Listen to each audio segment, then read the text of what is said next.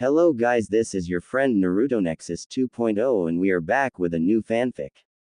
Which is, what if Naruto inherited a dragon bloodline and Kushina was alive? Part 1. And if you enjoy this fanfic then please give me hype instead of comment and subscribe to my channel for more fanfic like this. And now let's start the fanfic. October 10th Kyubi Festival It was dark in the village of Konoha. The streets were lighting up and the villagers were celebrating the day the Kyubi was defeated. A group of ninja wearing black hooded cloaks with a white dragon on the back of them were walking through the busy streets. 3 however had their hoods down revealing their faces. One was a man who was 6 feet 0. He had long brown hair that was tied into a ponytail, deep green eyes, and a tan-like complexion. He also had a scar on his left cheek. He was Joe Hayabusa, the Shiroi Ryu, White Dragon, of the Hayabusa village and leader of the second Dragon Clan branch. He's ranked as an S-class nin with a flee on sight order and was the only ninja capable of going toe-to-toe with the Yellow Flash and lived to tell about it. The man was calm, wise, loyal, trustworthy, and powerful. Walking beside him was his wife, Scherzer Hayabusa, the Kuroi Tenshi Black Angel of the Hayabusa village. She was 5 feet 8 and without a doubt the most beautiful woman ever to be seen. She had long flowing black hair that stopped to the middle of her back, deep blue eyes, the face of an angel, and flawless ivory-colored skin that seemed to glow in the moonlight, giving her the appearance of a goddess. Holding her hand was her 6-year-old son Ryu Hayabusa. He appeared to be a younger version of his father, only his hair was in a shorter ponytail and had a tan complexion. He was wearing a black ninja gi outfit with a dragon at the location of where his heart is. They were heading to the Hokage Tower to discuss the new treaty. As they pass an alley a scream was heard. "2-san ka-san, what was that?" Young Ryu asked. Joe looked into the dark alley only to see a mob made up of civilians and shinobi that were Chunin and Junin beating on a blonde-haired boy who wore a dirty white t-shirt and blue shorts with bats, clubs, beer bottles, and to his shock kunai while screaming, "Kill the demon and avenge the Yondaime." Scherzer's eyes widened in horror when she saw this. What kind of monsters do this to a child? She thought and saw a Chunin raise a katana in the air while grinning like a madman. "Die Kyubi brat," he yelled as he started to bring the blade down while everyone cheered. "Joe-kun, stop him," she cried. Joe's eyes become slitted and he vanishes and appears between the Chunin and the blonde boy who was trying to protect himself with his bleeding arms. Joe then punches the shocked Chunin hard in the stomach, breaking a few of his ribs and sends him flying out of the alley and into an ice cream cart. Scherzer orders one of the hooded nin to take Ryu away from this and he nods, taking the young dragon with him while the others deal with the mob. Said mob was backing away while the other hooded dragon nin appeared behind Joe and around the blonde boy with their backs turned at the boy who was whimpering and trembling in fear while having their swords drawn. Scherzer then appeared in front of the blonde and kneels down. The blonde boy had tears falling from his blue eyes and his lip was quivering. Don't hurt me. Please, I was only hungry and wanted some food," he said. Scherzer's eyes soften and she smiles at him. "It's okay child, I'm not here to hurt you," she says, and her hands glow white and she places them on his small arms. He flinches a little from the contact but relaxes while she treats his injuries. Joe watched this from the corner of his eye and smiles. He turns his eyes back to the villagers and releases a huge amount of murderous intent on them. "What do you fools think you're doing?" he roared while they sweated heavily from the murderous intent this man was releasing. That's when one idiot civilian spoke up. We were trying to avenge our leader by killing the demon brat," he answered. Joe's eye narrowed and looked back at the boy.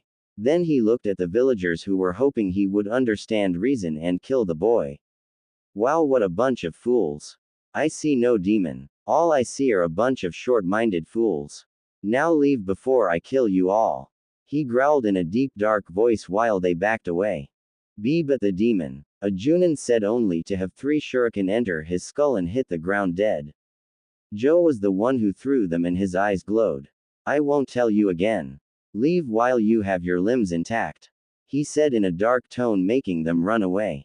Joe's eyes return to normal once they're gone and he doesn't sense any nin around.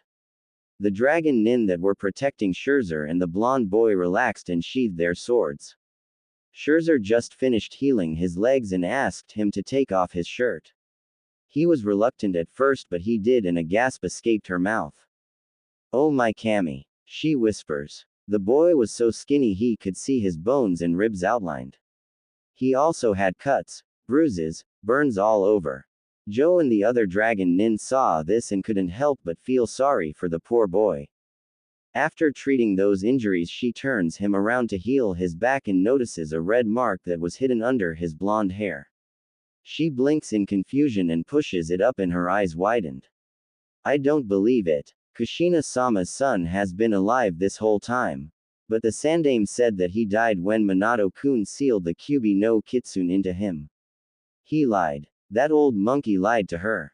When Kushina finds out, this village will be done for. She'll see to it personally.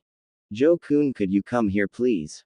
she asks her husband. Joe nods and walks over to where she and the boy are. He kneels down and looks at the back of his head and his eyes widen in shock. "She Scherzer-chan, that's," he started to say, and she nodded while her eyes became cold. That fool lied to her. How could he do this? After all Minato and our clan has done for this village. He told her he died during the sealing. Does he have any idea what he's done?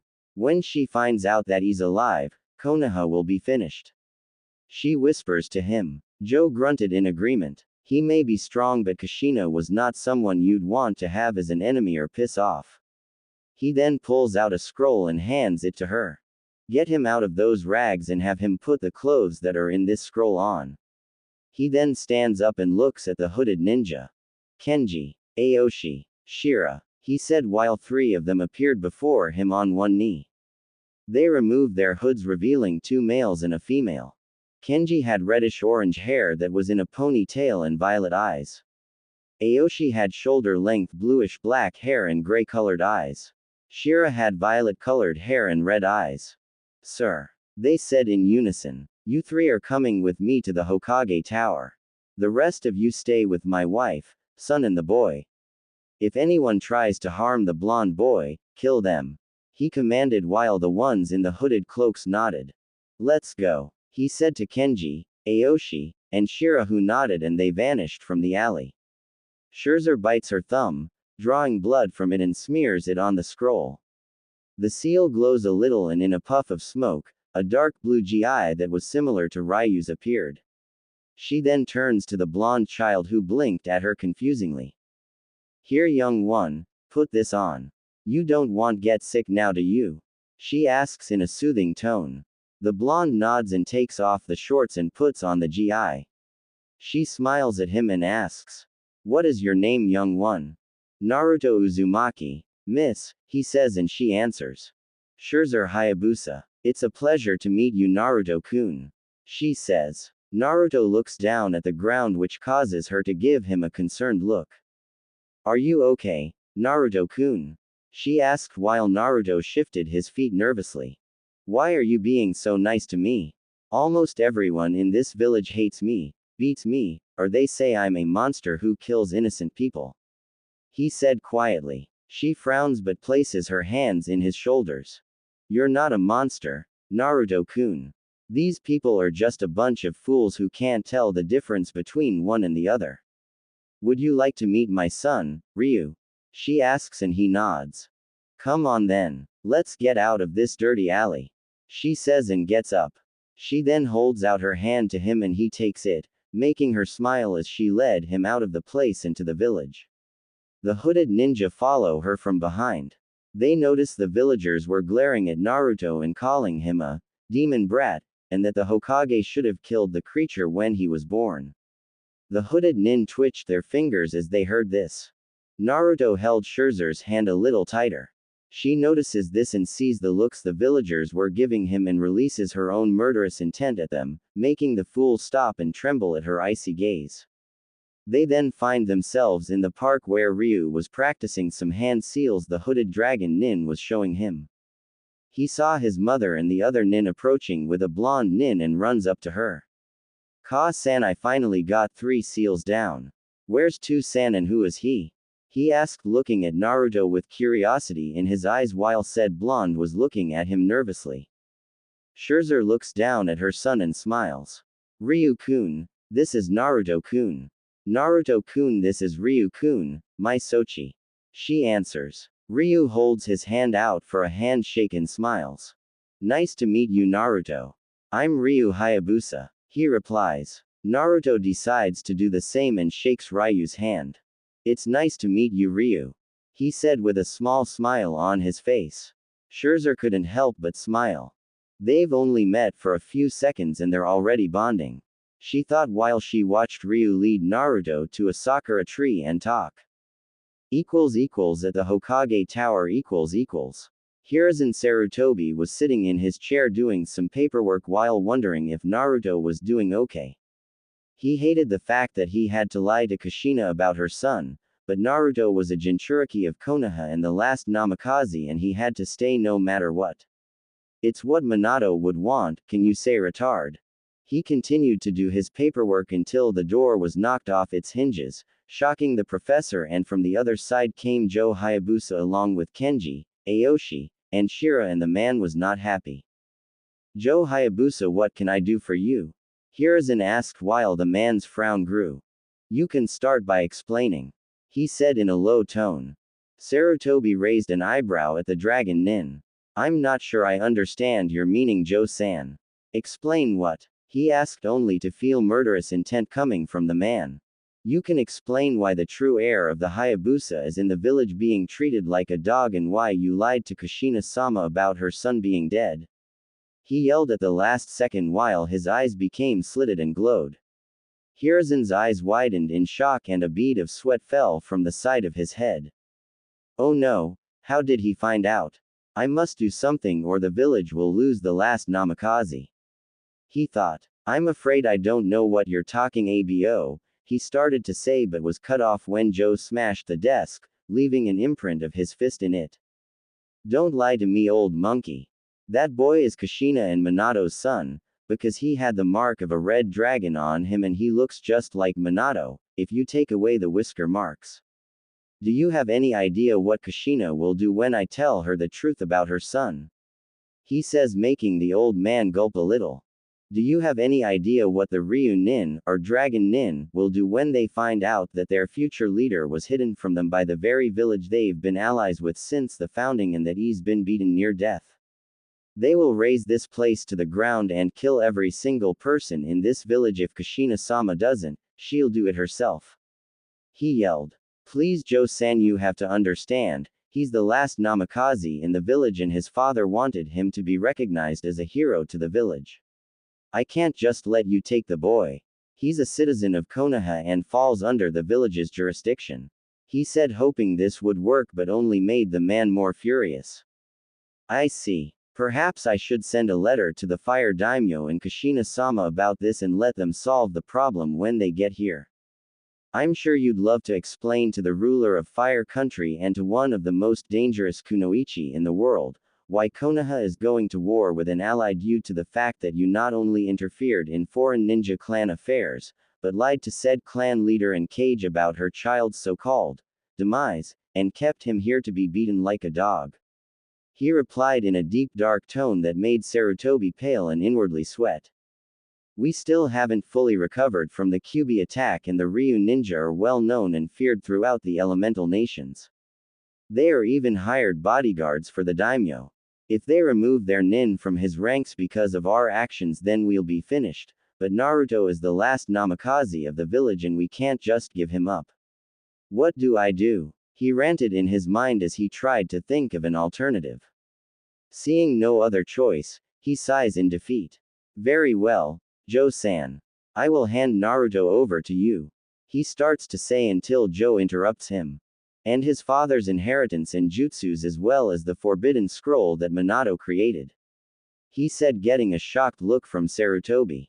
I can't do that, Joe-san, because I am well aware of Iowa, but you forget that Minato left everything he owned to Kushina-sama and any children they have, and if you don't, then consider our alliance with Fire Country finished. He replied, but was getting to the point where he'll kill Hiruzen, who let out another sigh. Fine. Just let me get everything. He then gets up and heads to the Hokage's vault.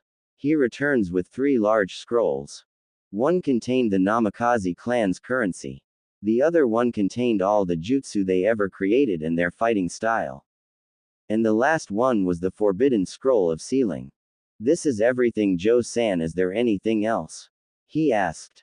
No. You've done enough already.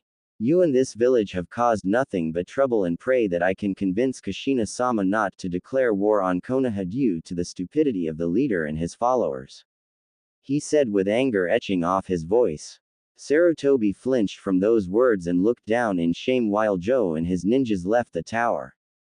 Hiruzen then looked at the picture frame that held Minato's picture in it. It was like he was glaring at the old man for failing to protect his son. Minato. I'm sorry I couldn't protect Naruto. He thought while looking at the destroyed door, and had the secretary send a maintenance worker to fix it. Konoha Park .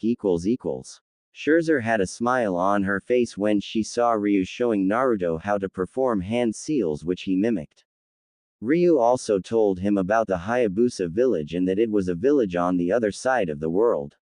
She then saw her husband and his 3 nin walking towards them with 3 large scrolls. She walks over to him and looks up at her koi lover.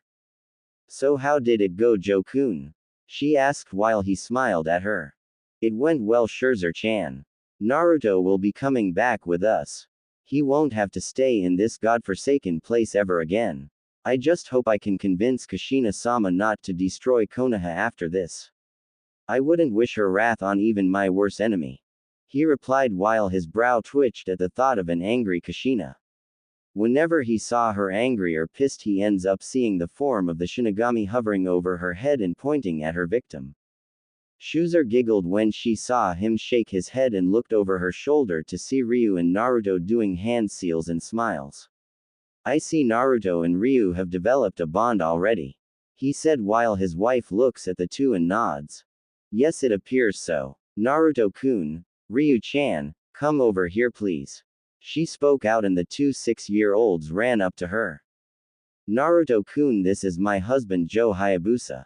He's the leader of the Hayabusa clan. She said. Naruto looked at the man and bowed. Thank you for saving me, Joe-san. He said while the leader smiles and nods. You are welcome, Naruto. He said and paused for a few minutes and asked. Naruto, how would you like to come back with us to the Hayabusa village? He asked the young boy, who looked up at the man with a surprised look. You won't have to worry about being treated badly or glared at. Unlike this village, ours doesn't judge a book by its cover. You'll also be able to make friends there as well as hang out with Ryu here as long as you want. So what do you say, Naruto Uzumaki? Would you like to join our village and maybe be a ninja for the village? He asked. Naruto just looks at him in shock. He can finally be happy and be in a place where he won't get beaten or glared at. He did had few after all. He then nods while wiping away his eyes. Joe smiles at him. Okay. We have to leave now. Naruto, is there anything you need to get before we go? Joe asks while Naruto just shakes his head. Alright then. Let's go everyone. He orders and they nod. Scherzer took Naruto and Ryu's hands in hers and they leave the village. During the travel back home on the boat, Joe talked to Naruto and told him everything. About his inheritance, how his father Minato Namikaze sacrificed his life to seal the fox into him, how the old man lied to his mother saying that he died during the sealing, and that he was the true heir of the Hayabusa clan and he had a twin sister who looked like her mother. Naruto was an emotional wreck when he was told this and hated Sarutobi for lying to him whenever he asked about his family and letting those people in Konoha treat him like trash.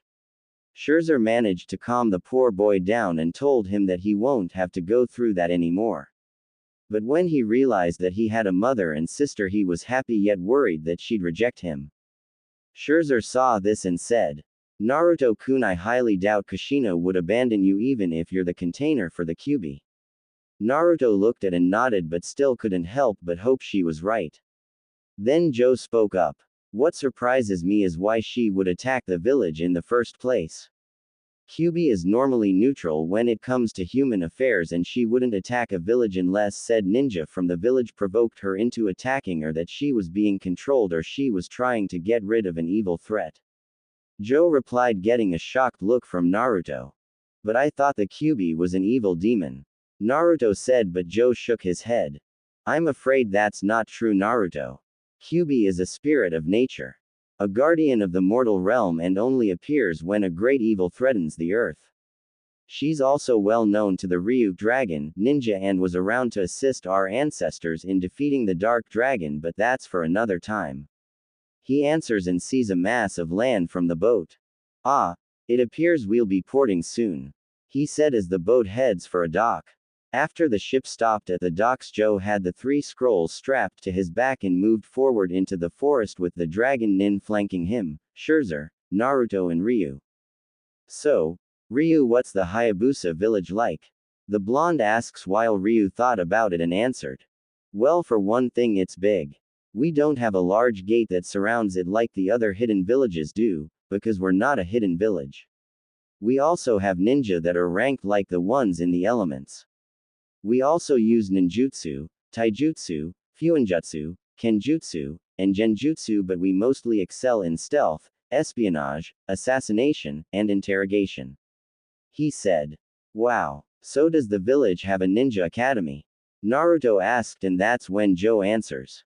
No, we don't, Naruto. We prefer to train our ninja separately, but we do set them up in squads and a leader by their skills and not through meaningless titles like Rookie of the Year, or Kunoichi of the Year, or Dead Last, because that is insulting and ruins the way a squad cooperates.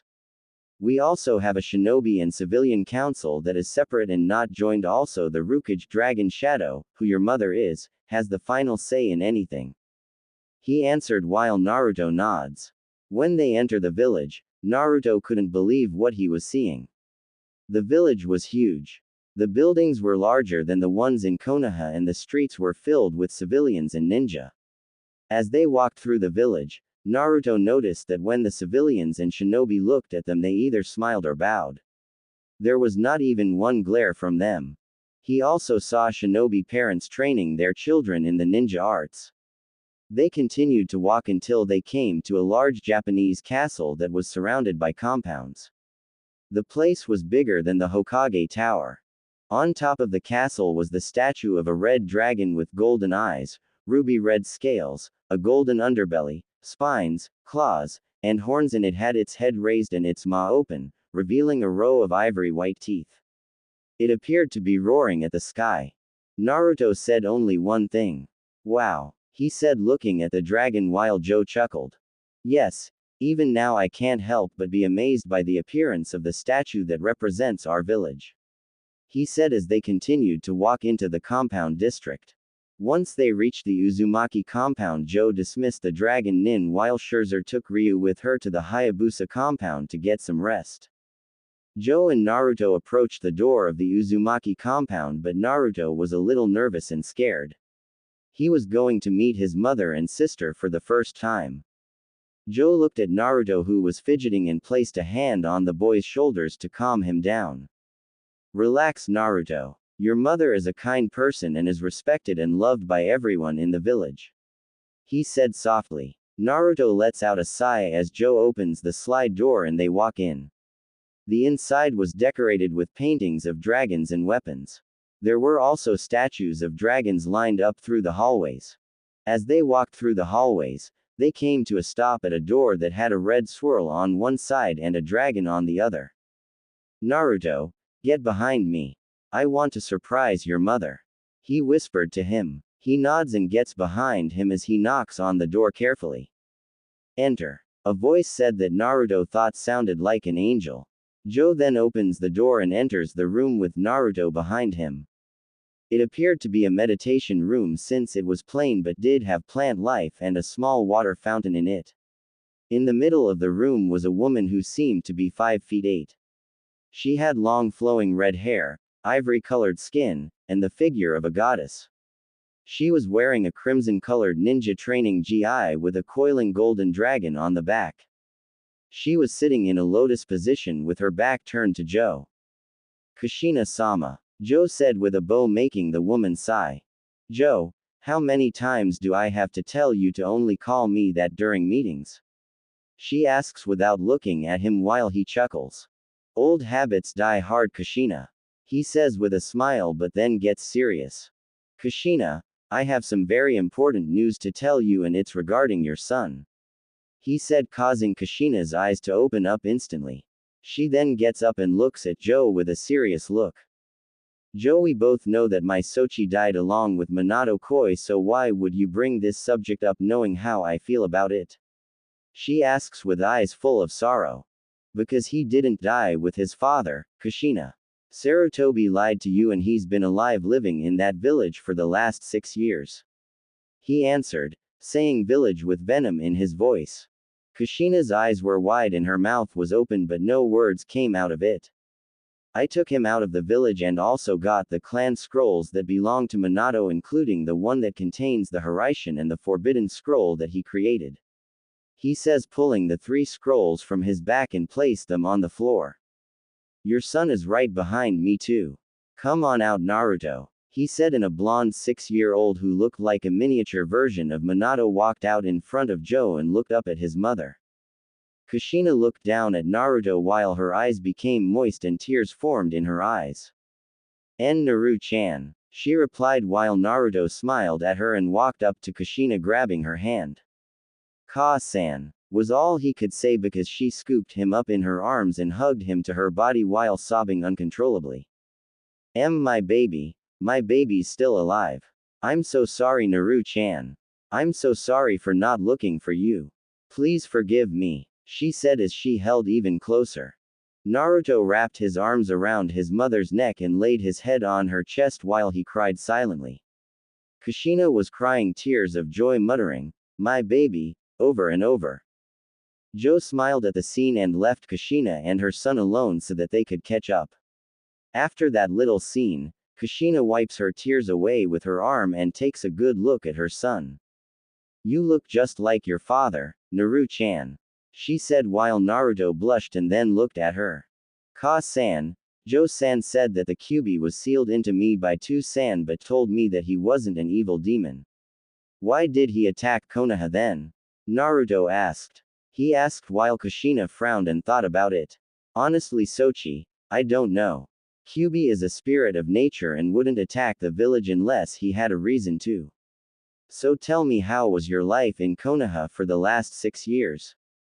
She asked, but noticed the frown on his face and he started to tell her everything. How the adults would beat him on his birthday and made their children stay away from him, how he had to eat out of garbage cans and only eat at a ramen stand, and that he was overcharged for clothes and food and that he was kicked out of the orphanage when he was 4. To say Kushina was pissed would be an understatement. She was beyond livid or pissed. Her eyes went from blue to a golden yellowish orange color with a tint of red on them and her pupils became slitted.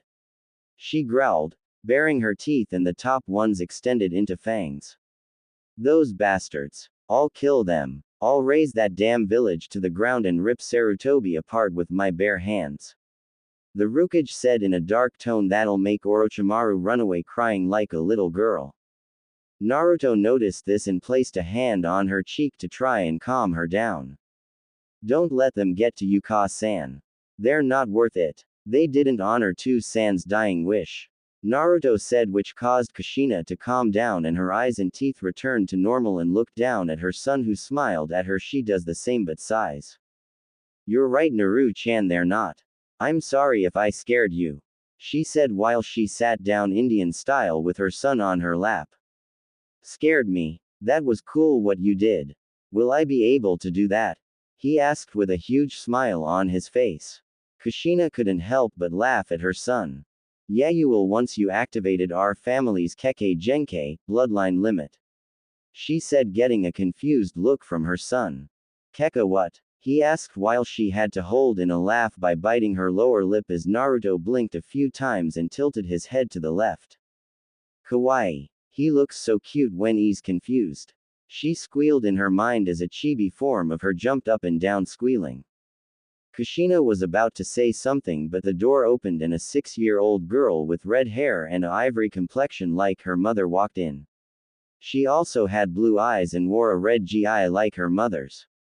She saw her mother holding a blonde boy in her arms and blinked in confusion. Ka-san, who is that boy you're holding? The red-headed girl asked. Kushina and Naruto looked at her and Naruto's eyes widened. That was his twin sister and she looked just like Kushina. Kushina smiled and motioned her to come over, and she did while staring at the blonde boy. Tsuki-chan, this is Naruto, your twin brother. He's been alive this whole time and was brought back by Joe. She replied. Suki's eyes went wide when she saw her brother, who was rubbing the back of his head nervously. She went from shock to having a huge grin on her face. Naruto ni. She squealed and tackled her brother and mother to the ground. Kushina managed to get back up only to see Tsuki hugging or squeezing her older twin, who went from his tan color to blue. Nei-chan. I can't breathe, he struggled to say while Kushina giggled and then laughed at her children. The sun's rays shined down on Naruto's face, which caused him to squint a few times. He turned in his bed and blinked a few times before opening his eyes. He woke up to see that he was in a large room that had different kinds of things in it. There were some pictures of his mother and father when they got married and some where they were teenagers. There were some of his mother and her side of the family in Whirlpool before it was destroyed. Even Konoha dishonored the Uzumaki clan. On the walls were paintings of different colored dragons, each shooting different colored fire or another element. There were also statues of golden dragons lining up the walls. He also had toys and plastic weapons like shuriken, kunai, and ninjatus that were in a black wooden box, and next to his bed was a small dresser drawer that had a stuffed red dragon on it. Naruto started to rubbing the sleep out of his eyes and went to his closet. It was in a sense huge, having not only training gi and sandals but other things like different colored shirts, shorts, pants and shoes he's never seen before. Wow, I can't believe that this is all my stuff, he said, admitted until he was tackled by a red blur. They both tumble on the ground for a while until they finally came to a stop with Tsuki sitting on top of Naruto, grinning. She then got up and started to hug the life out of her twin brother. Morning Naruto ni, she said while Naruto was struggling to breathe. See, can't breath, Tsuki-chan, he said, trying to get out of her vice grip. Tsuki lets go while Naruto gains his breath back. Hee. Sorry ni-san. I'm just happy to have my big brother with me, she said and hugs Naruto normally, who smiles and returns the hug. Is Ka-san still asleep? Naruto asked Tsuki, who she nodded. Come on, let's go wake her up, she says, grabbing Naruto's arm and leads him out of the room and to Kushina's. Kushina was in her room sleeping when Naruto and Tsuki sneak in quietly. Tsuki told Naruto to go to the other side while she went to the other. She sees her mother, who was snoring quietly while drool was hanging out of her mouth. Lol. No wondered where did Naruto didn't sleep properly because of the snoring. Well, maybe. Tsuki put her hand over her mouth to hold in the giggle. She then climbs the bed, as does Naruto. They look at each other and grin. They both breathe air into their lungs and pause for a while and then yelled out. Ka-san. Kushina instantly bolts up with her eyes open wide and screams. As she blinks for a while and looks down to see her son and daughter grinning at her. She then smiles at them and pulls them onto her lap. How are my Kodomo children are doing this morning? She asked. Fine, they replied at the same time while she kisses them both on the forehead. She then looks at the clock and sighs. It was 10:30 a.m. So she gets up with her children in her arms. Come on, you two. Once we eat breakfast, I'm gonna take you two over to Scherzer's because I have a busy schedule today, she says while walking out the room with them. Ka-san, are you the Kage of this village? Naruto asks her and she nods. Yes, I am. I'm the Godime Rukage, 5th Dragon Shadow, she answered, and Naruto's mouth was opened. So you and Tu-san were cages. That is so cool, he exclaimed with a grin on his face while Tasuki grins too. Yes, it is cool, but it's also a very tough job. I'm not only in charge of the ninja of our village, but I'm also in charge of how things operate in our village. Kushina replied with explained, but then cries inwardly. Not to mention all that paperwork. How did Minato-kun get it done so fast? Then her chibi form ranted, crying anime tears while doing mountain loads of paperwork. Meanwhile, Kushina's eyebrow twitched, but it was noticed by Tasuki, who giggled. Naruto saw this and asked, "What's so funny, Tasuki-chan?" He asked his Imouto with wondered, while his sister points to Kushina. Ka-san's eyebrow was twitching, meaning she's going nuts about paperwork, but doesn't show it.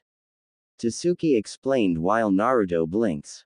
Is it that bad? Naruto asked while Suki's grin grew about their mothers are Cage's worst nightmare and arch nemesis of all cages. She almost killed Joji uncle when he accidentally slammed the door, causing all the paperwork that she finished to scatter all over her office, and it took 15 anbu to restrain her. She answered while Kushina blushed in embarrassment. If only I can find a jutsu that finishes the paperwork. Kushina mumbles while Naruto rubs her back. Don't worry, Ka-san. I'll help you to find a way to get rid of that evil paperwork. Naruto says while he puffs his chest out, getting a light laugh from his mom. If you do that for me, Sochi, then I'll be forever in your debt. She said, kissing the top of his head. Ka-san. Naruto whined while she and Tasuki laugh at him. So once they had breakfast, they got changed and Kushina, Naruto, and Tasuki were heading for the Hayabusa compound. Naruto wore a dark blue long-sleeved kimono and hakama pants that had white dragons and white flames licking the bottom of the hamaka pants and the sleeves. He also wore dark blue socks and black sandals. Tasuki was wearing a red kimono with sakura petals and blue birds on them. She also wore white socks and red sandals.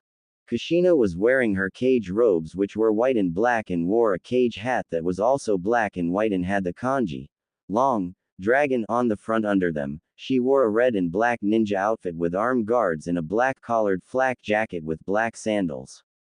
She was wearing the cage hat on her head so that the sun wouldn't get in her eyes, and she was holding both her son and daughter's hands while being flanked by 4 Anbu who were wearing dragon masks with markings on them, but the markings were different colors.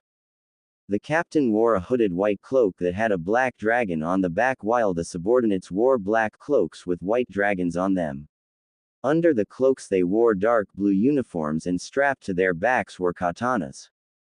As they walked through the village, Naruto saw the civilians and shinobi either smiling or bowing to Kushina and her children when they walked by. Kushina smiled and waved at the civilians and shinobi, as did Tasuki and Naruto. Naruto knew they respected him and his family because of their clan and their mother being the Kage, but he wanted to earn their respect just like his mother and father did. When they reached the compound, guarding the gates were 2 ninja wearing masks that covered half of their faces, black Junin shirts and pants, dark blue collared flak jackets, and black headbands with the symbol of a dragon on them. They noticed Kushina, her children, and the dragon Anbu coming towards the compound. When they stopped at the gate, the 2 guards bowed. Greetings, Rukage-sama. What brings you to the Hayabusa compound? One guard asked while she smiled. You may raise your heads, Jonins. I'm just here to drop my children off since I'll be really busy today. Is Scherzer and Ryu-chan is here? She asked while they raised their heads. Yes, they are here. Jo-sama already left for the meeting you called.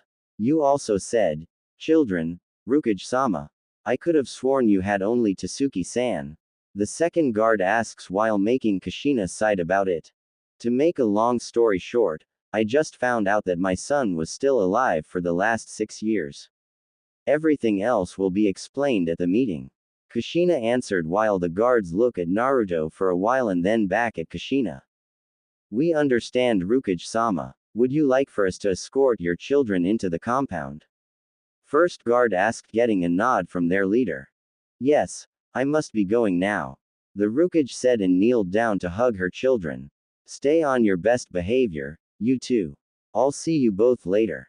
Naruto and Tasuki hug her back. Okay Ka-san, come on Naruto ni. Tasuki said and led Naruto past the gate and towards the compound while one of the guards walked behind them.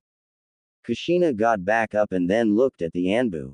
Let's go, she said in an authority tone while they nod and the five of them shunshin to the Dragon Tower. Meanwhile, the guard escorted them into the compound which was similar to theirs but was a little smaller. As they walked through the compound, they saw Scherzer teaching Ryu some new hand seals and how to chant incantations. The guard did a small cough getting their attention and they see Naruto and Tasuki grinning. Scherzer motions the guard to leave who nods and shushens away. Tasuki runs over to Scherzer and hugs her, while she smiles and returns it. Hi Scherzer Obasan. Tasuki greet while the woman laughs lightly as they release each other. Hello Tasuki-chan. She greet back and notice Naruto who looked nervous, making her smile grow. Don't be shy Naruto-kun, come give me a hug. She insisted in a sweet tone. Naruto walks over to her with a small blush on his face and she gives him a hug. Tasuki sees Ryu who had a small blush on his face ran over to Ryu and hugged him, making the young dragon turn red from the contact. Scherzer releases Naruto who was smiling at her and she looks over to see Ryu red from Suki's hug. Ah, how cute, Ryu's already formed a crush on Tasuki. I can't wait till he's older. The teasing that I'll do to him and her will be priceless. She thought while Naruto saw this and asked. Anyo saw, Scherzer Obasan, why is Ryu red? Is he sick or something? Scherzer looks at the confused look on his face and couldn't help but sigh inwardly. Just like his father, as well as with Kushina. Ryu's fine Naruto. He's just a little embarrassed from the hug Tasuki-chan gave him. She answered while Naruto looked at Tasuki who was leading Ryu out their backyard by the hand while Ryu was redder than a tomato. So, he's shy? Naruto asked as they went to join them while Scherzer nods. You could say that. Now let's go join your sister and Ryu. Scherzer replies. Dragon Tower Council Chambers Kushina was now sitting in a chair in the council chamber.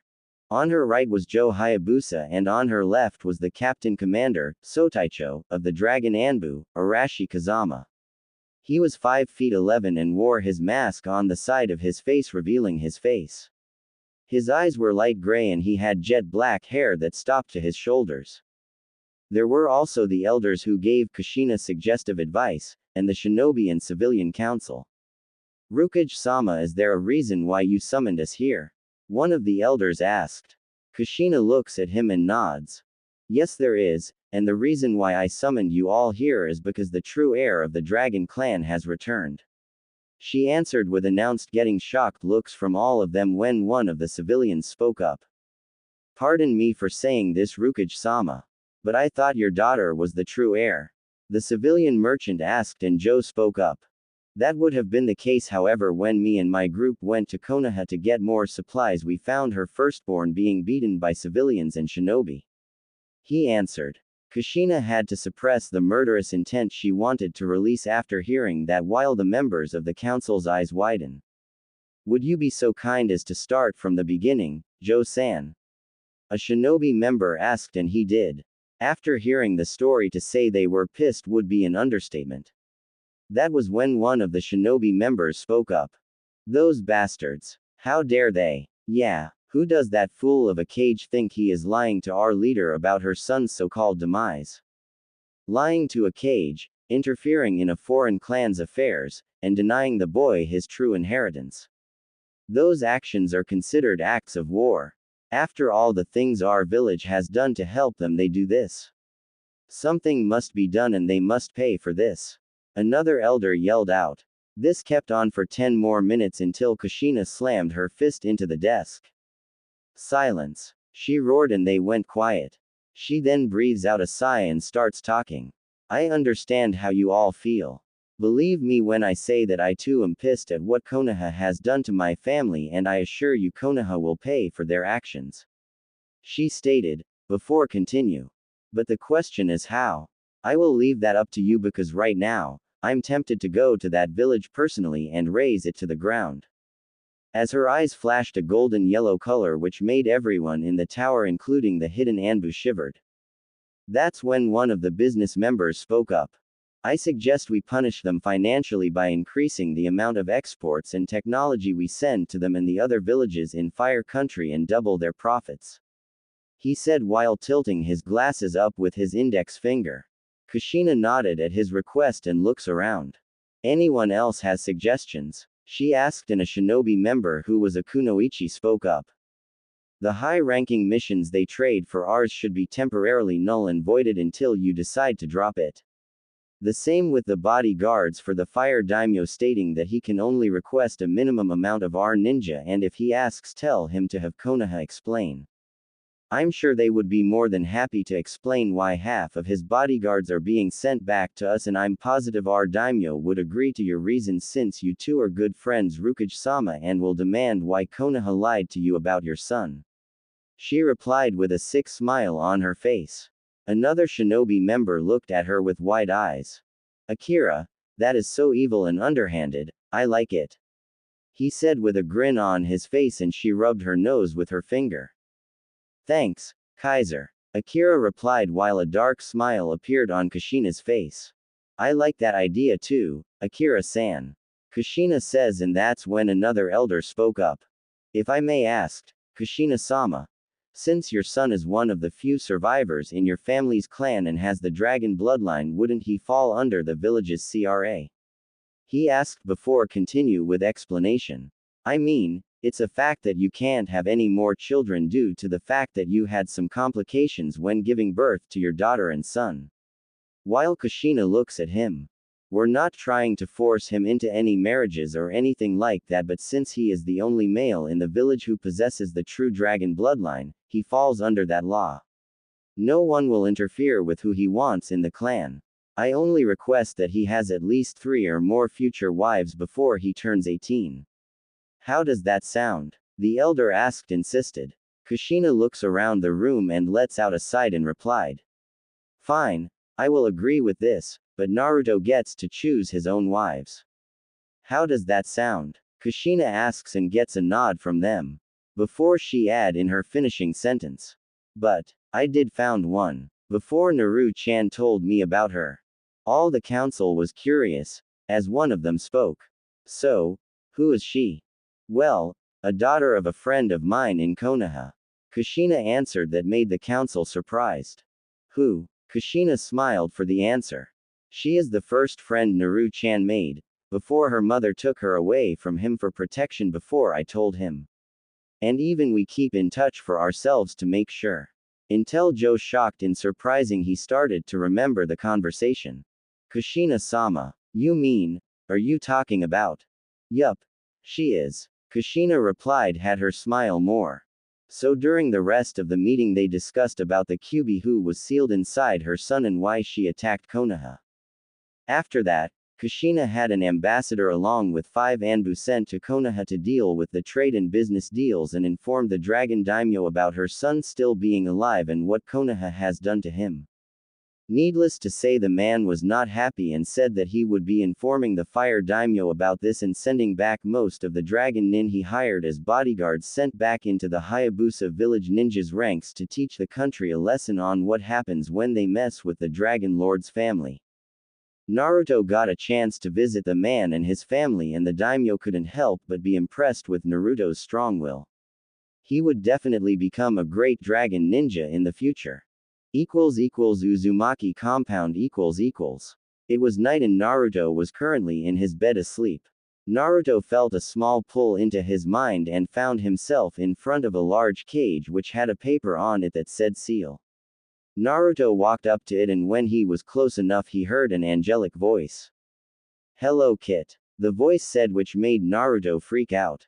Kyuubi. The blonde Namikaze asks and saw a pair of red-slitted eyes appear from the other side of the cage.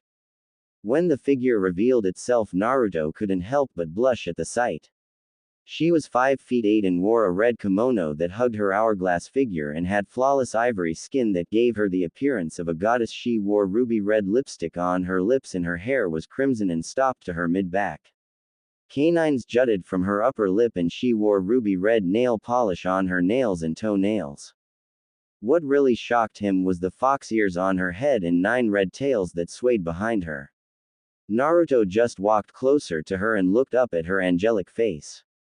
She looks down at him and couldn't help but see how cute he was. She knelt down to meet his eye level and smiled.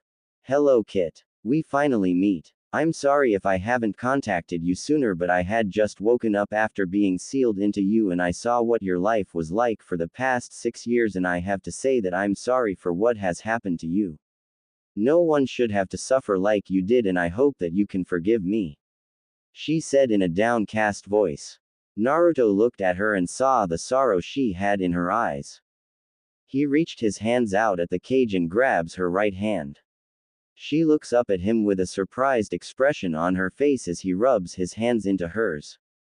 It's okay, Q. I know you must have had a reason for attacking the village, and I know you're not a bloodthirsty demon who destroys everything, he said while she pulls him into the cage and hugs him.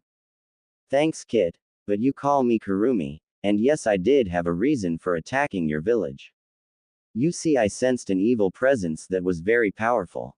I don't exactly know its true location, but while I was searching for it, a man wearing an orange mask and a cloak with red clouds on it used the power of his eyes, which were red with 3 tomos on it, to cast a powerful genjutsu on me, which caused me to go berserk and attack the closest thing that was in my sight.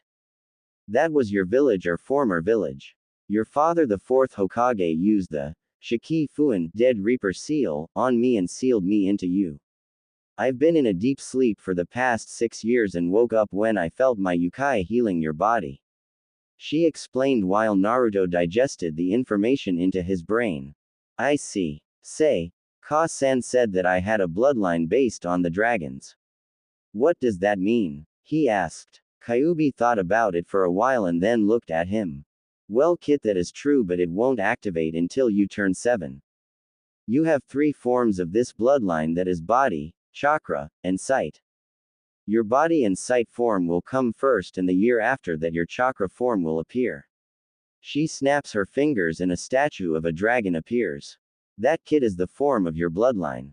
When you gain all 3 forms, you'll be half human and half dragon, meaning your speed, strength, stamina, 5 senses, and intellect will increase when you get older and you stop aging at the age of 20. I'll explain the rest when you're older. Now off you go, Kid. You have to get some sleep, she says, and he is pushed out of his mind. Naruto smiles and snuggles into his pillow. Good night, Kurumi-nichan, he whispers to himself, and hear a good night, Kid, from the fox. The next day Naruto was eating bacon, eggs, and pancakes with his mother and sister. They kept eating until Naruto spoke up. Hey Ka-san. Yes Sochi, what is it? Kushina asked. I just gotta talk to the Kyuubi last night. The blonde answers and she looks up at him. Really? What did you talk about? She asked curiously and listened to her son explain everything. After that, she stopped eating and had a thoughtful expression on her face. I see. So, she was searching for an evil presence that was somewhere near Konoha but ended up being put into a powerful genjutsu by a masked man wearing a cloak with red clouds on them and had red eyes with 3 spinning tomos in them. Sounds like the Sharingan, copy wheel eye. It figures that the Uchiha clan would be behind this, she thought while Tasuki and Naruto looked at her and she looked back at them. Listen up, you two. I'll be training you after breakfast. Joe and Ryu will be joining us, Kushina said while the servants came and removed the dishes from the table. Then she gets up and they follow her to the training dojo. She goes into a closet and pulls out 2 training gis. One was red while the other was dark blue. She hands the red one to Tasuki and the other to Naruto as dark blue. Go and put those on, and meet me outside the compound, she said while they leave the dojo. Naruto and Tasuki were out of the compound to see Kushina wearing her red training gi, Joe was wearing a white gi and Ryu was wearing black.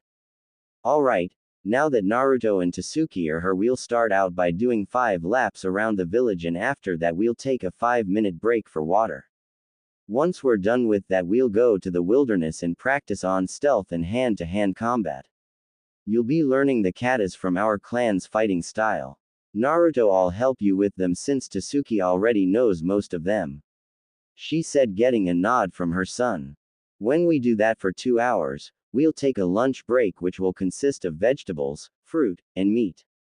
Next, we'll be doing weapons training, and chakra control. You'll learn how to climb trees without using your hands, water walking, and kunai balancing. Once that is finished, we'll head back to the compound and you'll start on your studies, meaning you'll be learning geography, math, science, and history. By next year, you'll be learning the basics on the human anatomy, how to make your own medicines with herbs and other plants, and you'll be doing some survival training afterwards. She says and pulls a scroll out of her GI and unrolls it. And unseal a pair of ankle and arm weights via poof in front of Ryu, Tasuki and Naruto. Put those on and keep them on, so that you can get used to the weight. Kushina orders and they do that. Okay, are you all ready? They nod for understanding. Good. Naruto stick with Ryu and Tasuki since they know their way around the village. Hi Ka-san. Naruto says and they run off with Ryu taking the lead. The sun was rising over the mountain and Naruto, Ryu, and Tasuki were returning back to the compound with a sweaty Naruto carrying a panting Tasuki on his back. Kushina saw this and ran up to her children while Joe approached Ryu whose GI was soaked in sweat. Joe gave him a white towel and a glass of water which Ryu took and gulped down and then took the towel and wiped the sweat and dirt off his face and hair. Are you okay, Tasuki-chan? Kushina asked as she removes her daughter from Naruto's back and sets her down and gives her a glass of water. Tasuki nods and gulps the cool liquid down. Kushina then gives Naruto one and he drinks it also. After the 5-minute break, Kushina takes Naruto to one of the sparring mats while Joe takes Ryu and Tasuki to the other sparring mat. Okay Sochi, this is a fighting style that's been in our clan since the founding of the villages. It's an ancient and powerful style that only the Uzumaki and the Hayabusa clan can use. It is called the Tenken no Ryujin, Heavenly Fist of the Dragon God. Kushina begun to explain. The Tenken no Ryujin has 4 forms. The first form is based on evasion and counter-attacking. It's basically a defensive style where you use your opponent's strength against them and is used to disable and not kill. Grapple and submission holds are used in it as well as palm strikes. High-level reflexes and senses are needed for it to work. We also call it the Hisho Ryu, Soaring Dragon. The second form is based on breaking the opponent's bones and causing external damage. Power and speed are needed for it to work and it too disables but rarely kills unless you go for the neck bone, nose cartilage, skull, or backbone which is also the spinal cord. The knees, elbows, fists, and feet are used in this form and it's called the Kibatsu Ryu, Striking Dragon. The third one is the most deadly form of the Tenken no Ryujin. It's an assassination form that is based on killing the opponents by striking any of the 8 vital parts of the human body. They are the lungs, liver, jugular vein, clavicle vein, brain, kidneys, spinal cord, and heart. It can cause both internal and external damage to the person and also shatter bone and destroy internal organs in an instant. It's called the Satsujin no Ryu, Murderous Dragon. The final and most powerful form is called Daiguren no Ryujin, Great Crimson Lotus of the Dragon God. It is a combination of the first 3 forms put into one and only someone who has mastered every form can use it. She finished explaining. Have you mastered every form, Ka-san? Naruto asked while she nods. Yes, I have. I was 18 by the time I fully mastered it. She said, getting an awe look from her son. Now we'll begin with the Hisho Ryu and Kibatsu Ryu. I want you to mock my form and movements. She said and performs the katas for the Hisho Ryu. Naruto watched and copies her movements. Remember Sochi. This is a push and pull style. Keep your muscles relaxed and your senses calm, and your breathing steady. You want your movements and energy to flow when you're fighting. She says while pulling her arms and fists back and then pushing them forward into a double palm strike and Naruto does the same. Like a river? He asked while his mother nods. Yes Sochi, like river. Now I'm gonna make my movements a little faster and I want you to try to keep up. She says, getting a nod from her son, and they increase the speed of their movements. Kushina, however, couldn't help but be impressed with how fast her son was improving.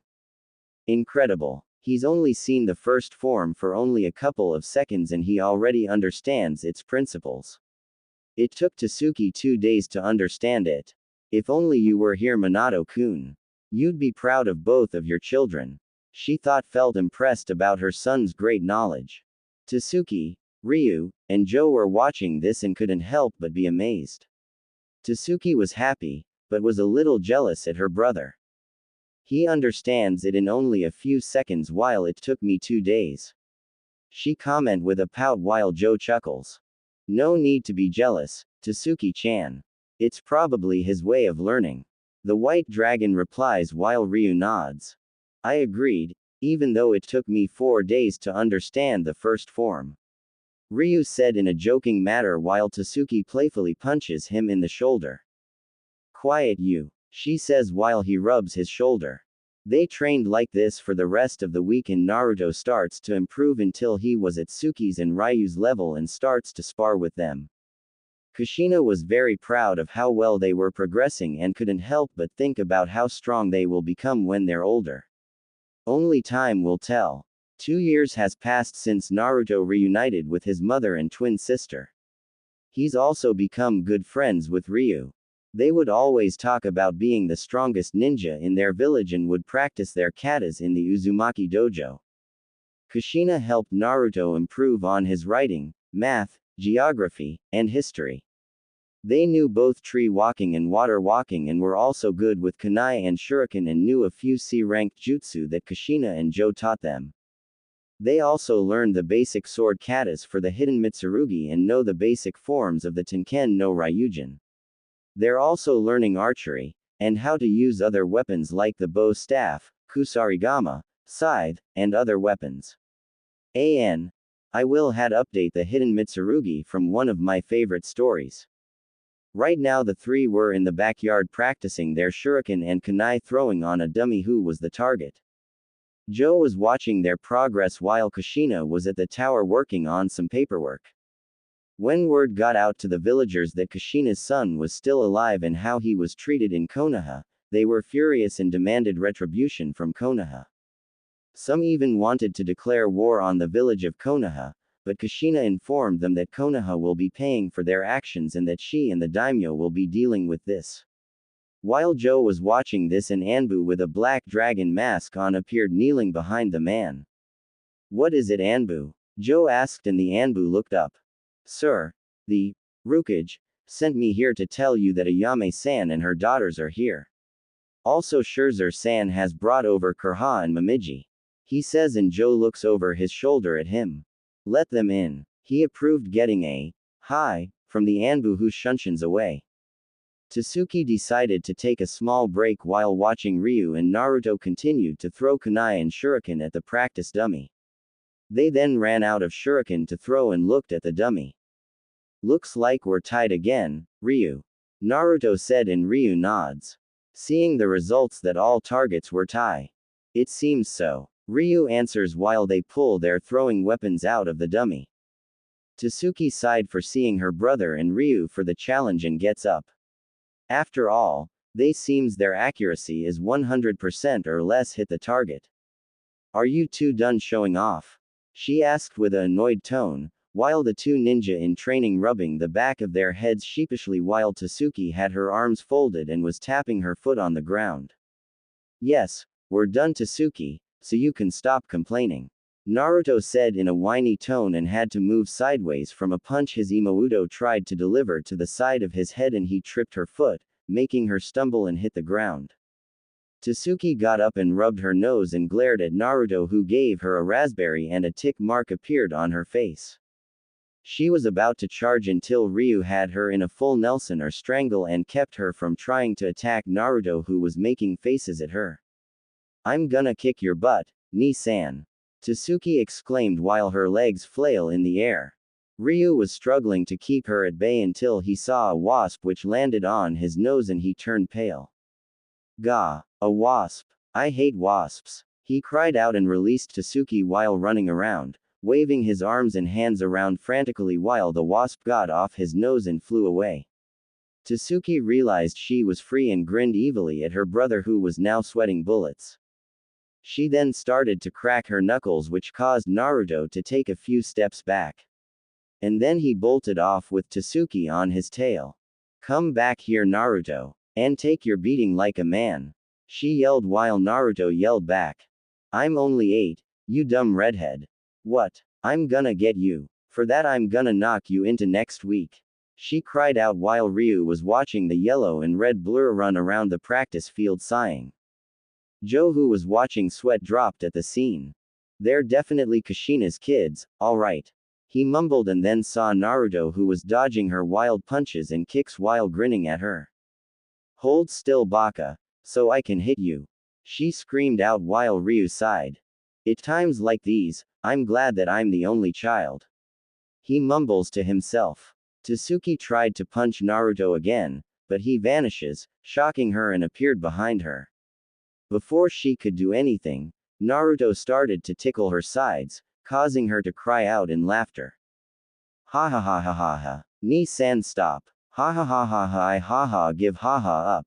She cried out while she continued to laugh out. Naruto stopped so that she could breathe and glared at Naruto, who just smiles at her and she ruffles his hair. Tasuki, don't do that. He cried while she grins. That's for calling me a dumb redhead.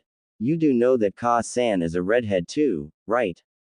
She asked with reason and made Naruto paled and laughed nervously. While that was happening, 5 figures appeared from the back of the compound. They were Ayame, Scherzer, Ayane, Kurha, and Momiji. Ayane was an 8-year-old girl with purple hair that stopped near her neck and also had ruby red eyes. She was also wearing a purple ninja gi with butterflies on them. Kurha was 10 years old. She had black hair that was tied into a ponytail, brown eyes, and wore what looked like a white and red shrine maiden outfit.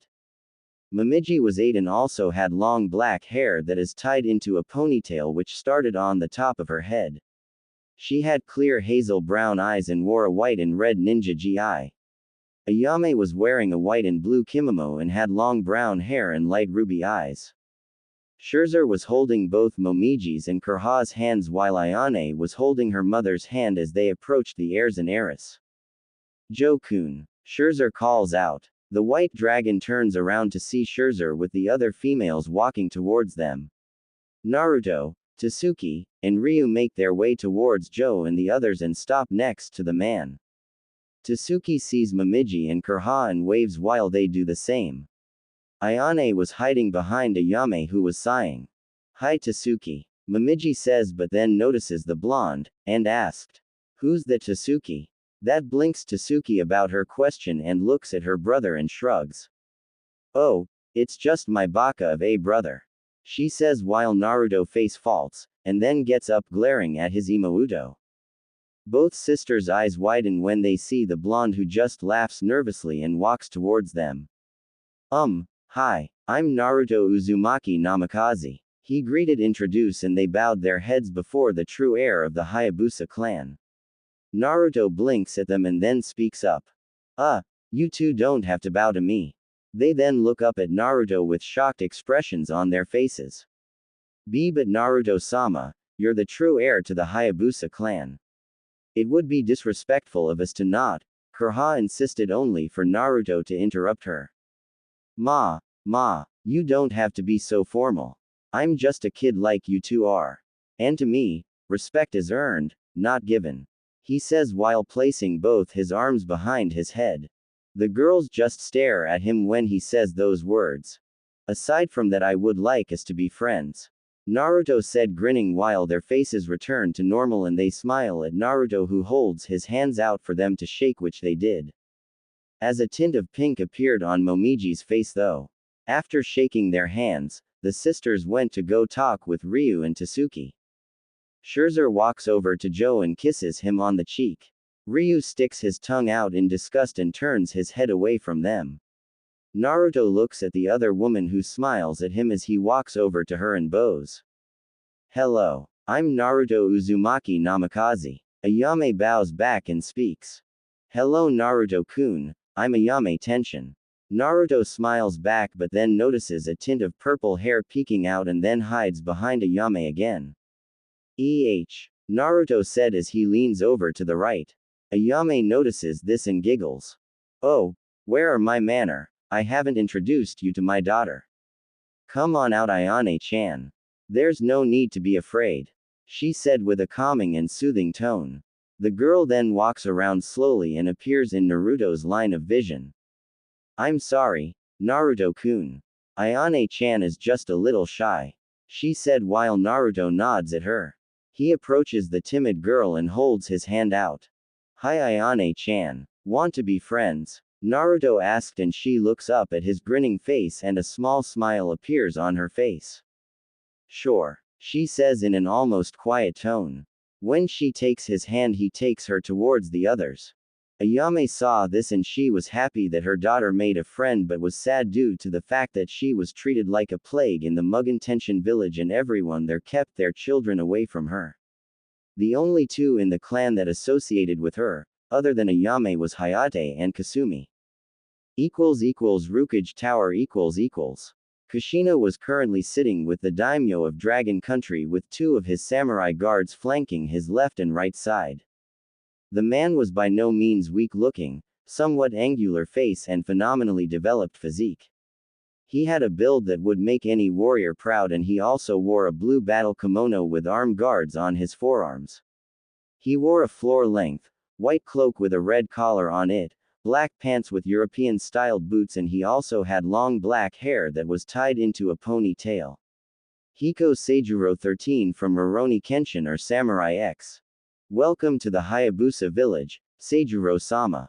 I've prayed you had a safe trip here, she asked while the man nods to her question. Yes it was, Kushina-san.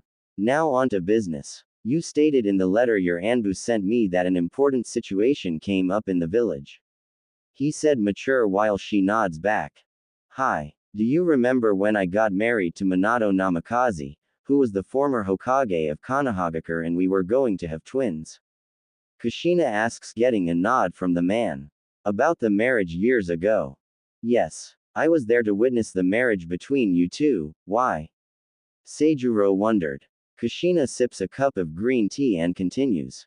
Well you see sir, when I was preparing to give birth with twins, both of them, on the other hand the village was attacked by the Kyubi no Yoko. She finished while the man's eyes widened. Why would one of the guardians of nature attack the village? Did Konoha do something to provoke the fox? Seijuro asks and she sighs. That's what I wanted to know. Apparently, she was in Hai no Kuni searching for an evil presence that worried even her. When she was doing that, a man wearing an orange swirl mask and black cloak with red clouds on it caught her off guard and casts a powerful genjutsu on her using an eye that I believe was the Sharingan. She paused for a moment so that he could absorb the information and spoke up again. Apparently whoever did that was a member of the Uchiha clan since only they have eyes like that. It resulted in her going into her berserk state and attacking the first thing she set her eyes on Konoha. During that attack, my late husband found a way to seal Kyubi by summoning the Shinigami and sealing her. But the cost of summoning the god of death was your soul, so Minato-kun died during the process. Kushina said and had to hold back the tears she was feeling. But Kushina, how did he seal the Kyubi into? Seijuro asked about that and Kushina sighs in frustration and speaks up. He sealed the Kyubi into one of our children. One whom the Sandame said he died during the process.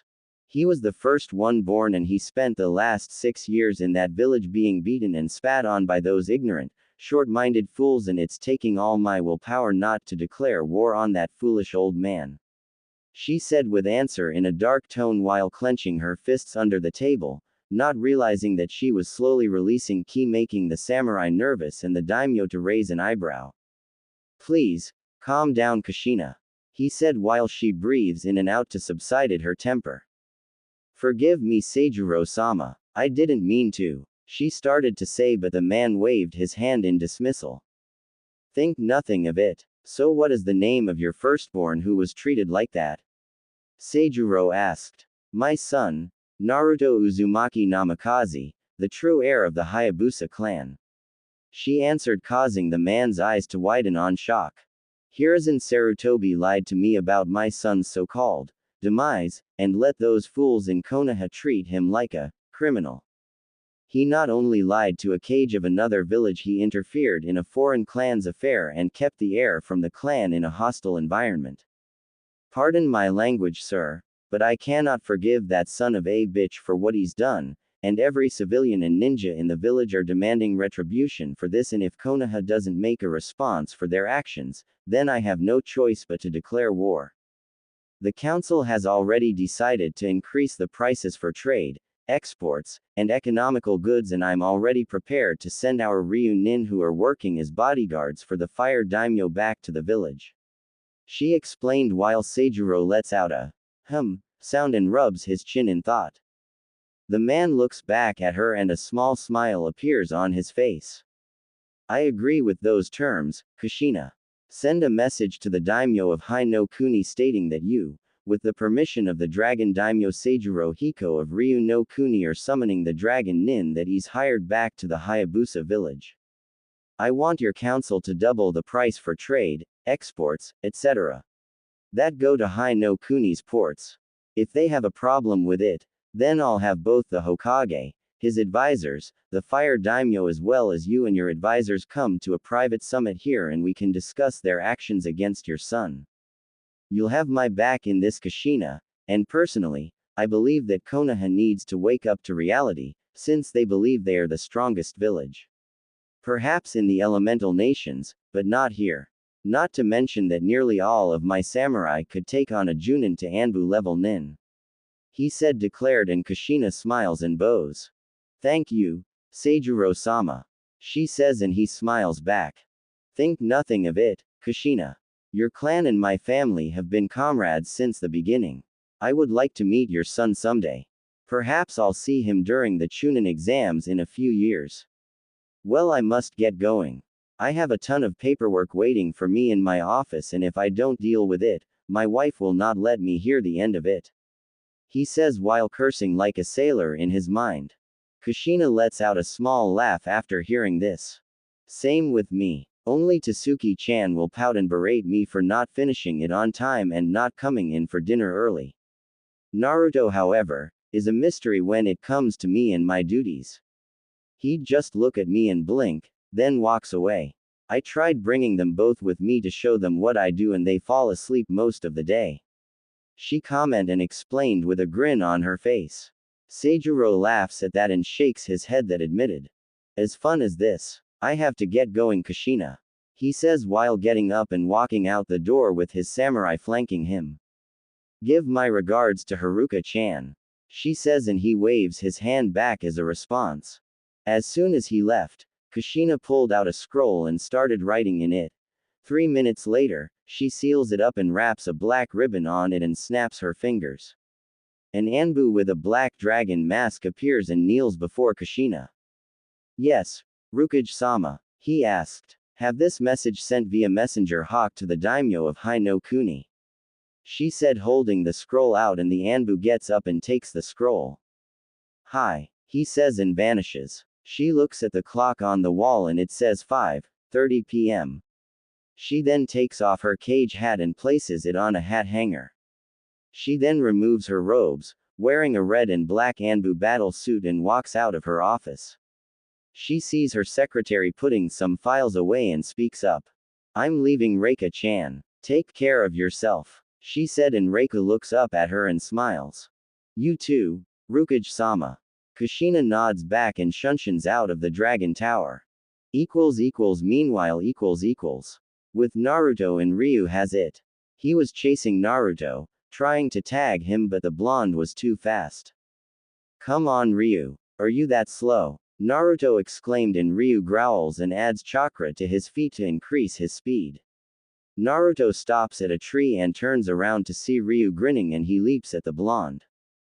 Gotcha! He yells. Naruto leaps over Ryu flying form while the young dragon in training crashes into the tree headfirst. Naruto lands on the ground and sees Ryu's form slide down the tree. He then clutches his face in pain and glares at the grinning blonde who takes off into the woods, and Ryu gets up chasing after the blonde. Little did they know that two shadowy figures that looked like demons were watching them. So, that blonde boy is the true heir of the Hayabusa clan, as well as the Rukage's son. Let's kill them along with the other children. The one on the left stated. But we must proceed with caution. The white dragon and his wife are close by. The one on the right said while the other nods and they vanish. At the compound . The girls were sitting in a circle talking while Ayame was talking with Joe and Scherzer about Ayane. I can't take her back to the Mugen Tenshin village, Joe-san. Ever since Rado attacked me and Ayane was born, everyone, even certain members of the clan, look at her with disdain, and it hurts me to see them treat her like that. Ayame said as a few tears fell from her eyes. Ayame continued. Shiden has tried to reason with the members, but they refuse to acknowledge her as an heir to the clan since she carries the blood of a traitor in her veins. The villagers even pull their children away from her because they don't want her to infect them with her taint. It's only a matter of time before one of them decides to kill her, and I can't let that happen. While Joe and Scherzer look shocked, Joe's face returns to normal and speaks up. I see, he said, and looks at Ayane, who was laughing with the other girls until Naruto leapt out of a bush and into the middle of the circle panting, scaring the girls. Ni-san. Tsuki cried, and Naruto was about to say something until a black blur named Ryu tackled him, and they were now rolling around the ground wrestling while the girls jumped away and watched as Naruto and Ryu were fighting dirty. Scherzer and Ayame laugh at the scene while Joe sighs and shook his head for couldn't help. That was when Kushina appeared next to Joe, wondering what's going on until she saw Ryu and Naruto glaring at each other with dirt and scratches on their faces while being held back by Momiji, Tsuki, and Ayane while Kurha tried to be the peacekeeper. Kushina sighs and Joe chuckles at this. Alright you kids, let's go back inside. Scherzer calls out. They all look at her and nod. Naruto and Ryu were about to join in, but Kushina appeared and grabbed them by their collars. You two need to get cleaned up, she added, and they groan while being led into the bathing area. After getting cleaned up, Naruto and Ryu were in a new pair of ninja gis and headed for the living room where the other girls were, but Ayane was missing. Naruto sees Momiji and sneaks up behind her. Kurha sees Naruto behind her sister and giggles while Momiji blinks at her, wondering why her Nei-san was giggling. As she turns her head, that happens to see a grinning Naruto and eeps, causing her to falls on her butt while looking at a laughing Naruto. She stands up and puffs her cheeks out and folds her arms, calling him a meanie. Naruto stops his laughter and then pulls her into a hug, causing a tint of pink to appear on her face. I'm sorry, Momo-chan, he says and releases the hug, making her sputter and then turn red. Don't call me that, she yelled out, only to cover her mouth in shock when she realizes that she yelled at the true heir of the Dragon Clan. Naruto just blinks at her with his hands behind his head, and then a snort escapes from his mouth and he laughs even harder. Momiji looks at the ground and pouts while Kurha laughs at her Imouto.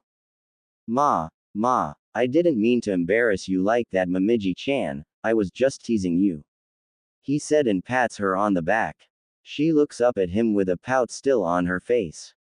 I want another hug, she pled and spreads her arms out for another one while doing the puppy eyes jutsu.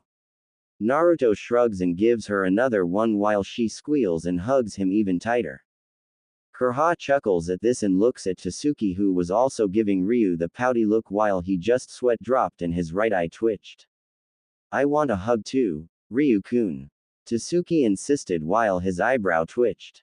No, he refuses and she sticks her lip out even further. Please, she begged and her eyes grew big, making Ryu twitch more. Oh, for Kami's sake, she's worse than Ka-san, he thought, but then lets out a sigh of defeat and opens his arms out. Fine, he mumbles. Tsuki then grinned and glomped Ryu and the boy's face turned blue from being hugged too tightly. He looks at Kurha, who was holding her hands over her mouth to stop from laughing.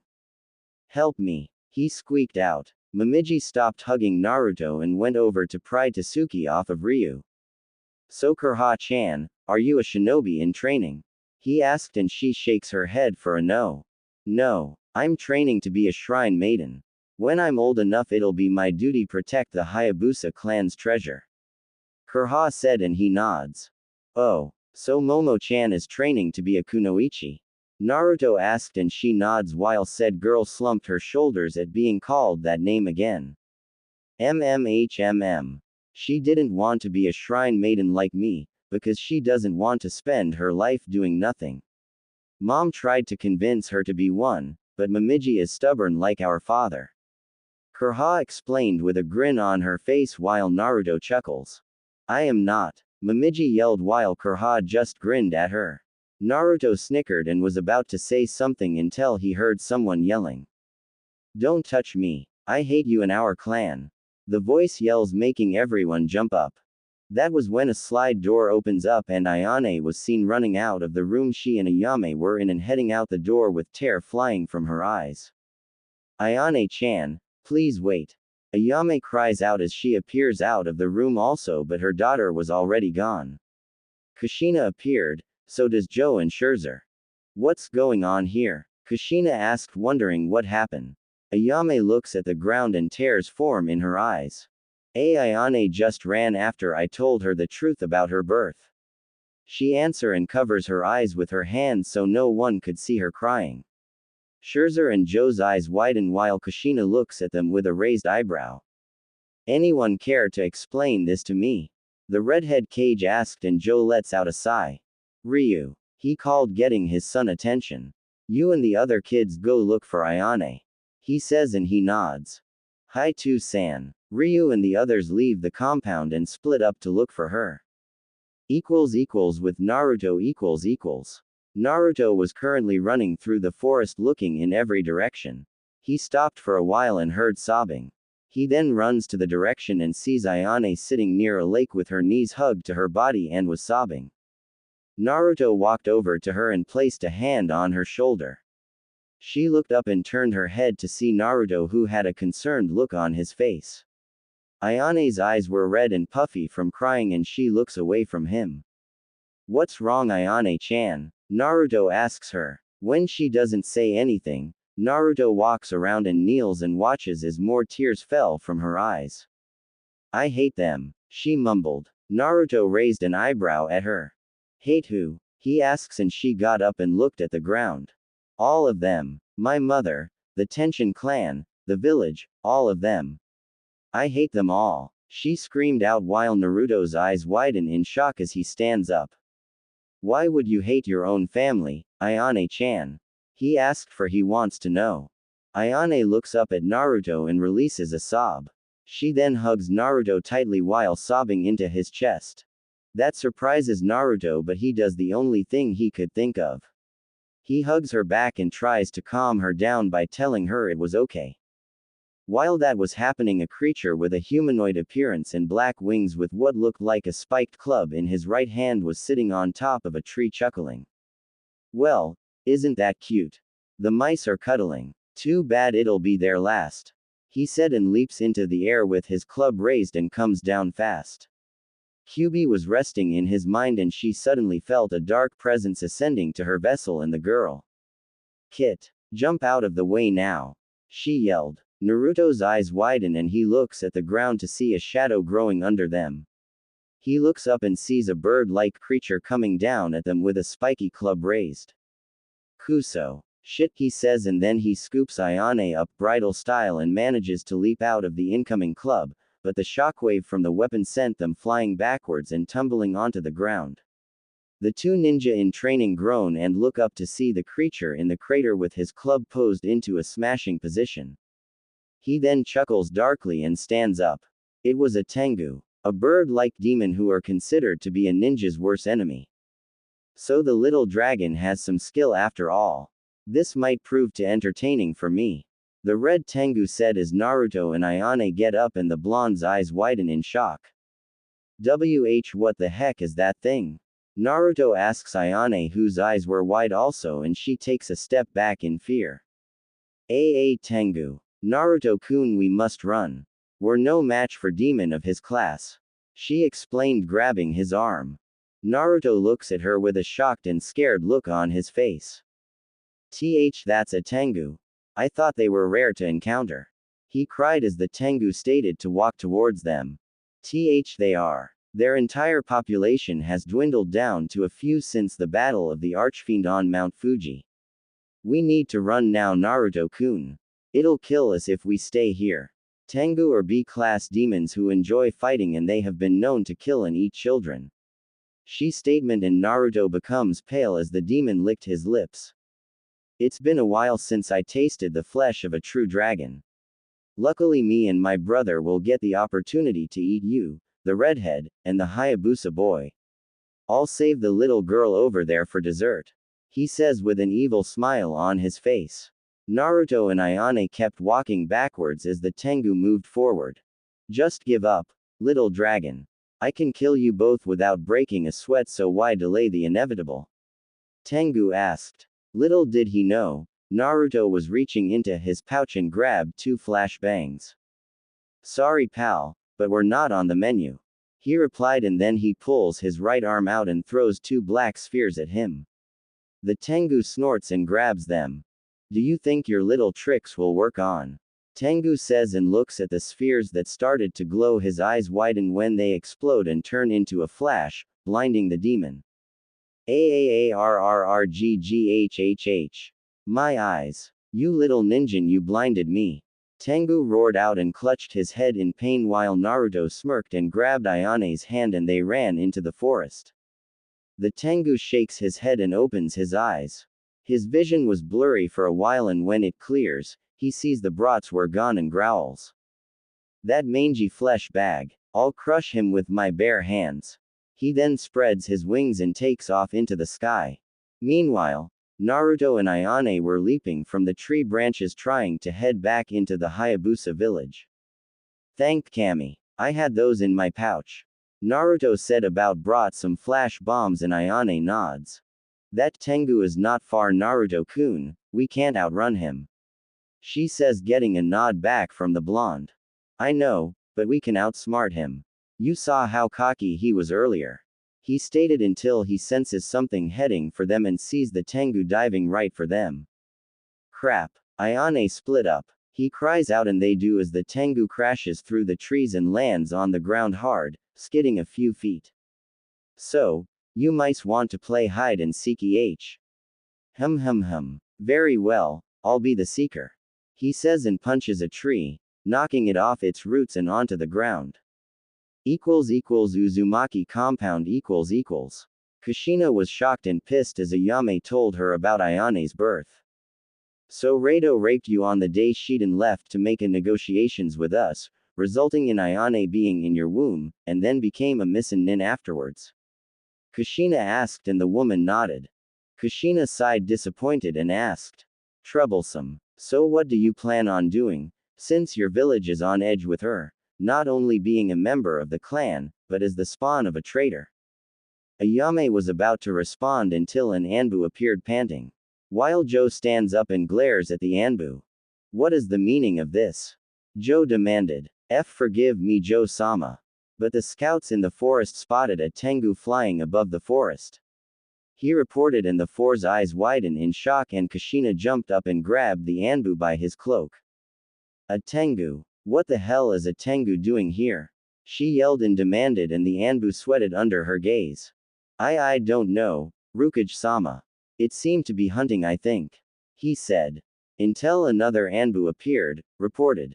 Rukage-sama, a Tengu was seen in the compound district attacking a group of kids, and your daughter, along with Joe's and 2 other girls, are being chased by it. We already have some of our Chunin and Jonin holding it off. Kushina eyes widen even more, as does Joe's and Scherzer. What? Take me to the previous location now. Joe exclaimed, and the Anbu nods and they shunshin away. Kushina grabbed her katana and rushes out the door. Kushina. Scherzer yelled out, only for the redhead to look back. Stay there and look out for Ayame. We don't know if more will show up. she says, and then an Anbu with a black dragon mask on appears, as do 5 more. Kushina looks at them and ordered. You 6 are with me. We're heading to the southeastern part of the forest. As they nod and vanish. Meanwhile a group of Chunin and Jonin were fighting of a blue Tengu who was dodging and evading kunai and shuriken. Don't let that thing get to the children. A Jonin yelled out until a Chunin was sent crashing into another.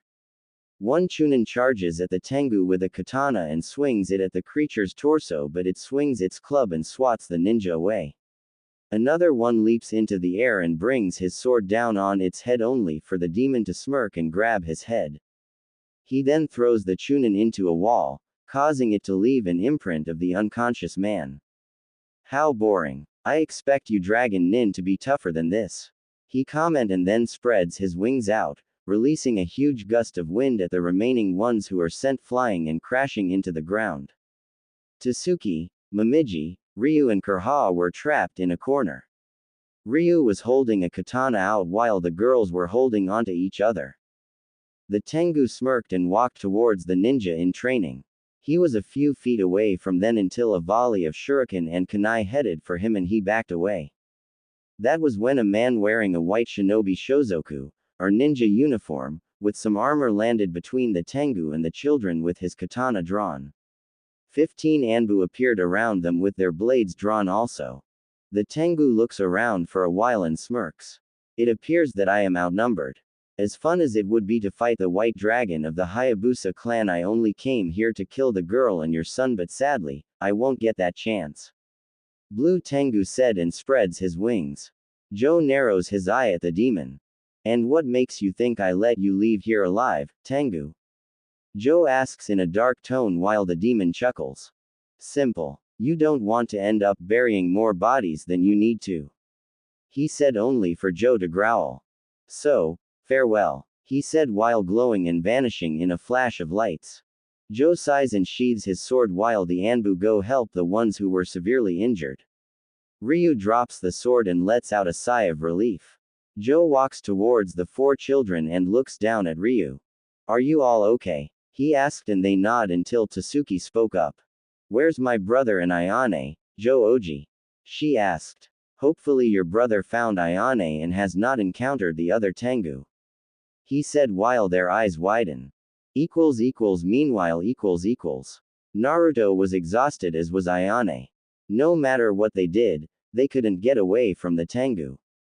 Most of the trees in the forest were leveled and there were crates in certain parts. Naruto-kun, we can't keep this up. He's too fast and too powerful. What do we do? She asks and then Blonde lets out a frustrating sigh. I don't know, Ayane-chan. I used everything I had in my pouch and my chakra is almost gone. He stated, and that was when the Tengu landed in front of them growling in frustration, scaring the two. I've had enough of this game of cat and mouse. Now I'll swash you mangy flesh bags. He says and swings his club down at them and they barely dodge it. Before Naruto could react, he is snatched up by the Tengu and brought Naruto to his eye level while the blonde struggles to get out of his iron grip. You mangy dragon. Did you really think you could get away from me? He says and slams his fist on the ground with Naruto in it simultaneously while Ayane watches in horror. After slamming the blonde in the ground the 12th time, he brings Naruto, who was now bleeding from a gash in his forehead, back to his eye level. I'm not gonna kill you yet, boy, I'm gonna make you watch as I kill the little girl here. The red Tengu with a sneer on his face while Naruto coughs up blood. The Tengu smirks at this and then drops the blonde's limp body on the ground and then makes his way towards a frightened Ayane. Naruto painfully lifts his head and watches as the demon makes his way towards Ayane. Naruto tries to move, but it felt like every bone in his body was broken. The Tengu raises his club into the air and grins and yelled out. Time to die, little ninja. And lets Ayane to scream out loud as he brings the club down. Naruto watches this in slow motion while a golden aura surrounds his body. Thump thump. Something deep within Naruto was slowly rising and growling. The aura around him was getting bigger. Thump thump. His eyes flashed from blue to a gold-yellow color and become slitted with a tint of red and change back. The canines in his upper lip become longer and his nails become longer, forming into claws. Thump thump. His growl becomes a snarl and he slowly got up as the aura swirl around him like a twister and his injuries started to heal. QB saw the dragon statue become surrounded with a gold aura and chuckles. It's finally awakened, she said, and the statue lets out a roar. The Tengu suddenly stops when he senses a power behind him. He turns around to see Naruto, who was snarling while flexing his clawed hands while the gold aura twists around him and then forms into the head of a dragon that lets out a roar that sends out a small shockwave, making the Tengu cover his eyes with his arm. Ayane sees this also, and her eyes had a look of shock and awe on her face as she saw this. Kushina and the Anbu were leaping through the trees when she felt the power. "Oh Kami, he's activated his dragon's blood. I have to get there fast," she thought and increased her speed. The dragon head disappears and Naruto lets out a deafening roar that shakes the ground. He then vanishes, and the next thing the Tengu knew, he was slashed across the chest by 5 golden claws and blood seeps out from the wound. He takes a few steps back as he saw the look on Naruto's face.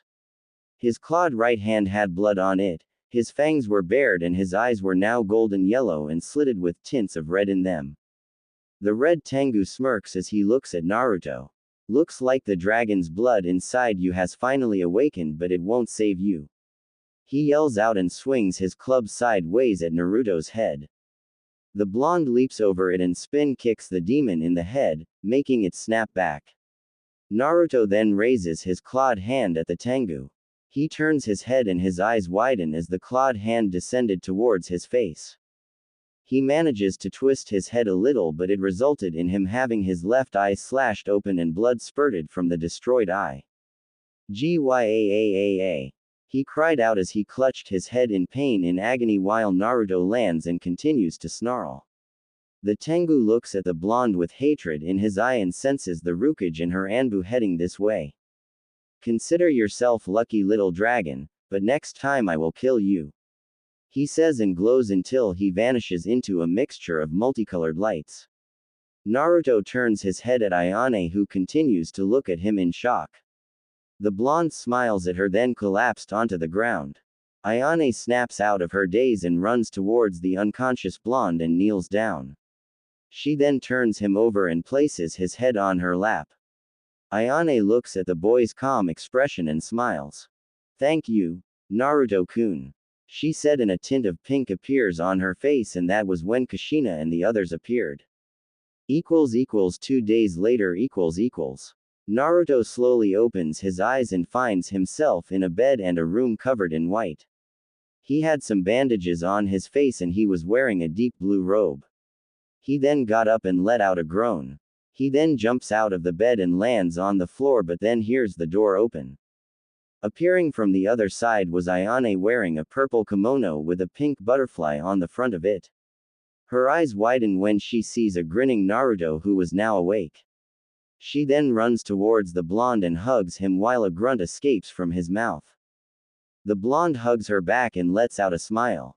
They release the hug and Ayane looks at Naruto with concern and worry in her eyes. "Are you okay, Naruto-kun?" she asked, and the blonde nods. "Yeah, I'm fine. But I'm really hungry," he says as his stomach growls out loud. Naruto blushes when he hears this and Ayane giggles. She then takes his hand and leads him out of the room. As they walk down the hallway and into the dining where the others were eating, Kushina stops and sees her son. The next thing Naruto knew, he found his face being buried into his mother's chest and was being crushed in a hug by the redhead. MMMHPH. Naruto muffled out while waving his arms in the air frantically. Tsuki was laughing at the scene and Ayame and Ayane were giggling. "Anteeth ah-san. I Anteeth." Naruto muffled out loud. Kushina realized that she's crushing her son, pulls him out and he breathes in a lot of air and then glares at his mother, who was blushing in embarrassment and chuckling sheepishly. "Sorry, Sochi. How do you feel?" she asks with a concerned look on her face. "I feel great, but can I eat please?" Activating my bloodline burned all the energy I've had and I'm starting to see three of you Ka-san. He whined. Kushina giggles at this and carries him over to the dining table and sets him in a chair. Ayane, would you be a dear and help feed my son? She asked. A tint of pink appeared on Ayane's face and she nods and sits in the other chair that was next to Naruto. When she set a bowl of rice and fried salmon in front of him, she pulls out a pair of chopsticks from the table and then grabs some rice and holds it out in front of Naruto, who takes the rice into his mouth and swallows it. Thanks Ayane-chan, he says, and she smiles and nods at him. You're welcome, she replied and continues to feed him.